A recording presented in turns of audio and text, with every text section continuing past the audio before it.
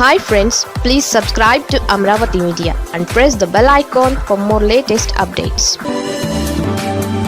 ఆ ఎమ్మెల్సీ మళ్ళీ వైసీపీలోకి జగన్కు చేసిన ద్రోహం తెలిసి వచ్చిందా? ఎమ్మెల్సీ జకియా ఖానం రాజీనామా ఉపసంహరణకు సిద్ధమవడానికి కారణాలు ఏమై ఉంటాయన్న చర్చ రాజకీయ వర్గాలలో నడుస్తోంది. వైసీపీ ఎమ్మెల్సీ జకియా ఖానం తన రాజీనామాను ఉపసంహరించుకునేందుకు సిద్ధమయ్యారు. ఎమ్మెల్సీల రాజీనామాలపై మండలి చైర్మన్ మోషన్ రాజు విచారించారు.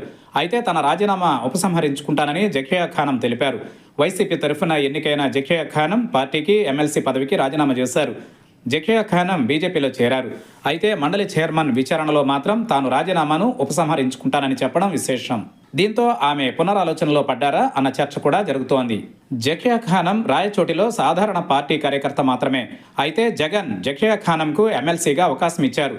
కడప జిల్లా కావడంతో పాటు జగన్ సొంత జిల్లాకు చెందిన వారు కావడంతో జకియా ఖానంకు ఎమ్మెల్సీ పదవి లభించింది. జకియా ఖానంను కేవలం ఎమ్మెల్సీతో సరిపెట్టలేదు, ఆమెను శాసనమండలి డిప్యూటీ చైర్మన్గా కూడా చేశారు.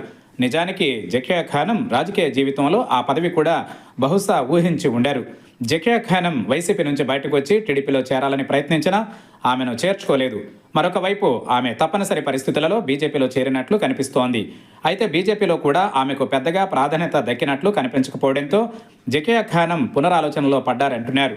జనసేనలో చేరాలనుకున్న జకియా ఖానంకు వీలు కాలేదు. రాజకీయంగా తనకు ఉన్నత పదవి ఇవ్వడమే కాకుండా తనను ఆదరించిన వైసీపీలోనే ఉండడం మంచిదని భావించారా? లేక తన రాజీనామాను శాసనమండలి చైర్మన్ ఆమోదిస్తే ఆ పదవి తనకు దక్కదని అనుకున్నారా అన్నది తెలియదు.